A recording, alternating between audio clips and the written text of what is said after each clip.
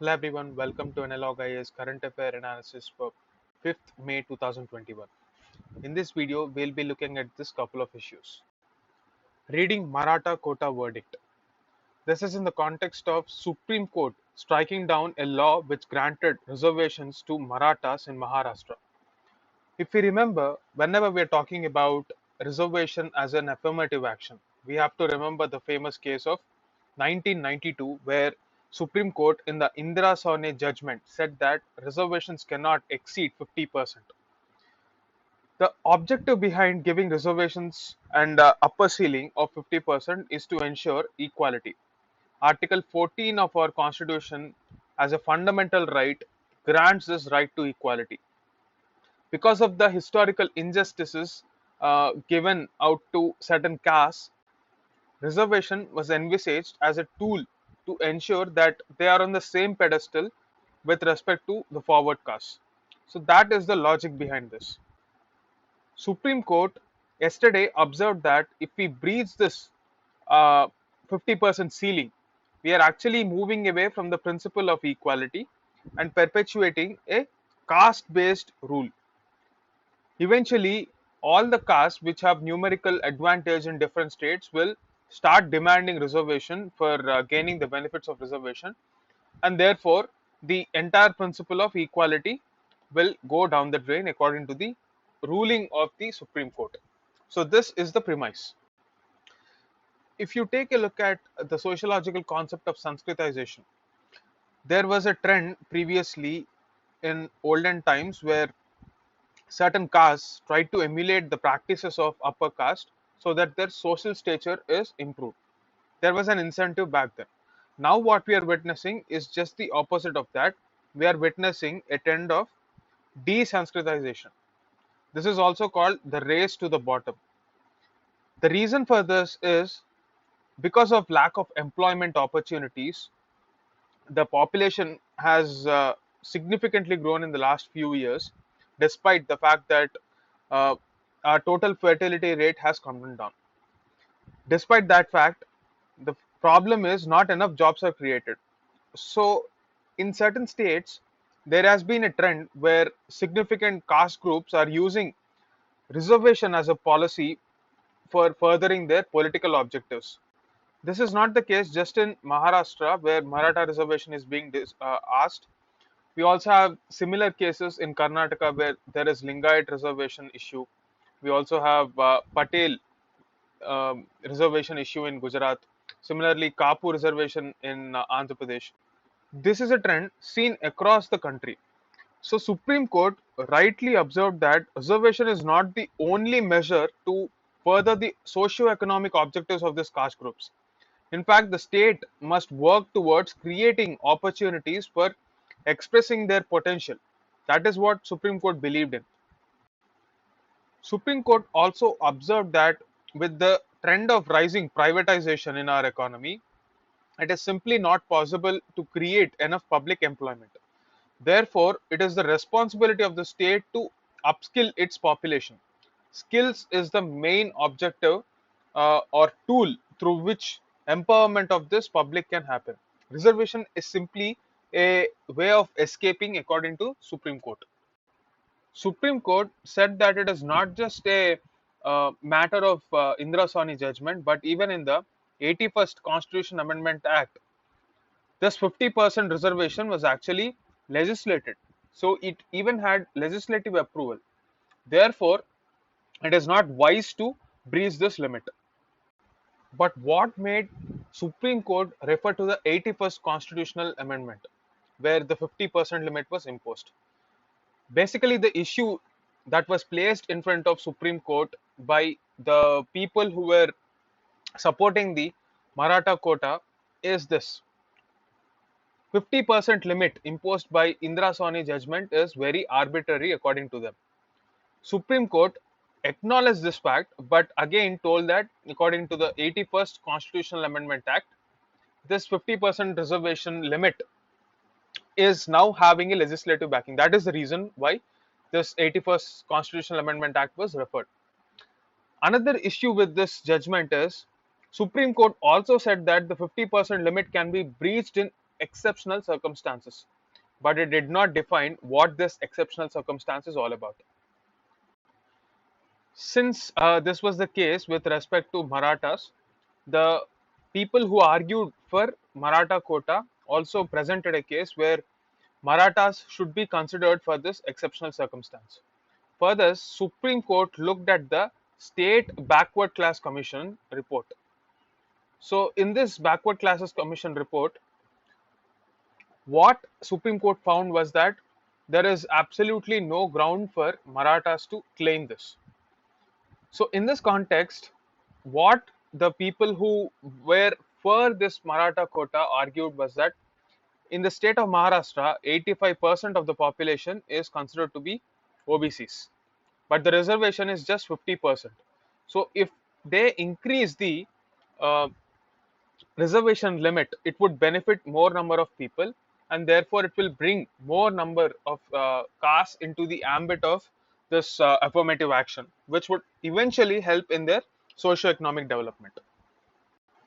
When we are dealing with the backwardness issue of a caste, it may not be uniform across the country.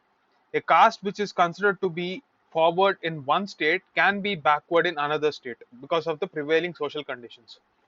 So the question that was brought out here is in the wake of the 102 or the 102nd Constitutional Amendment Act, which granted a constitutional status to the National Backward Classes Commission, does it take away the power of states to recognize castes as backward? On this issue, Supreme Court gave a clearance. Even previously, Attorney General said that there is no issue of taking away the powers of state to recognize certain castes as backward for state reservations. But when we're talking about central level jobs, this central level jobs list should be given to only Parliament.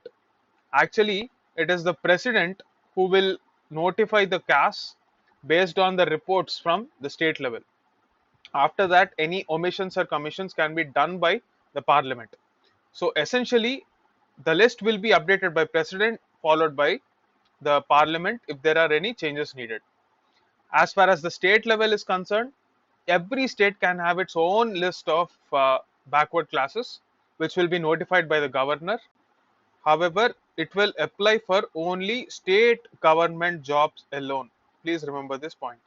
As far as recognizing SCBCs at central level or OBCs as they are commonly called, it is completely the prerogative of the president followed by parliament. That is what Supreme Court said. But doesn't that essentially take away the spirit of federalism is the question that was uh, posted to the Supreme Court judges as a counter. So, in order to further the objective of cooperative federalism, where center and states work together, Supreme Court said that identification of the castes will be done by the National Backward Classes Commission. So, SCBCs will be recognized by the National Backward Classes Commission. But as far as the percentage of reservation, this percentage of reservation will be actually decided by the states. This is to ensure the spirit of cooperative federalism. Further, Supreme Court said that National Backward Classes Commission should actually come up with a new list of castes for both states as well as center. Note that this will serve as a master database by working with states to avoid any sort of duplication of effort and ensure that there is uniformity in availability of data. That is the gist of this article. Signal versus Facebook, what you need to know. In this article, we are trying to understand the issue of privacy and how it is important to understand the policies of internet giants and how it will affect our rights. What happened in this Signal versus Facebook controversy? Let us have a look.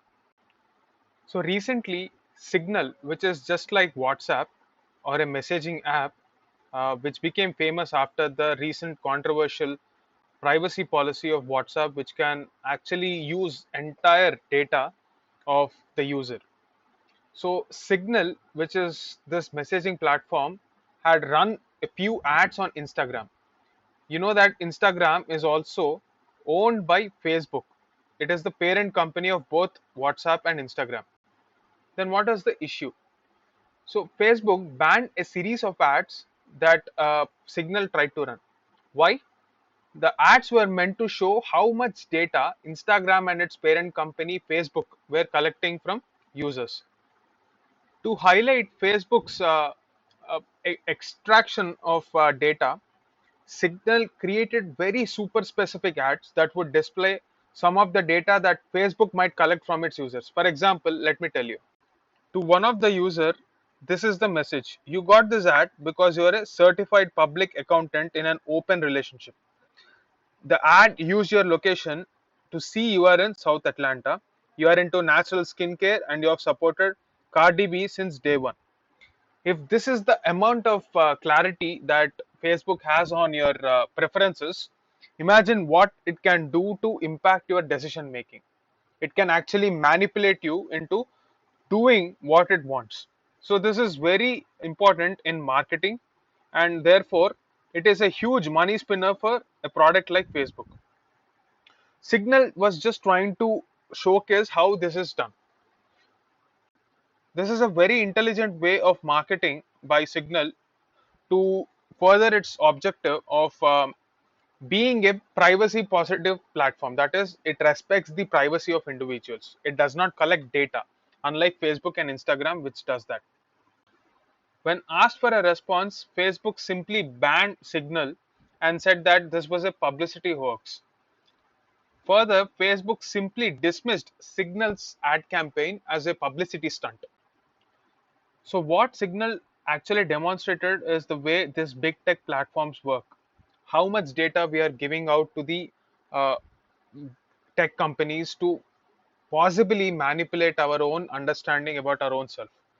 In the context of artificial intelligence, this becomes a very suspectful scenario because we don't know how the future would shape up, especially when we are talking about the millennial crowd and the young kids whose upbringing is in this age of social media, how it would develop their psyche.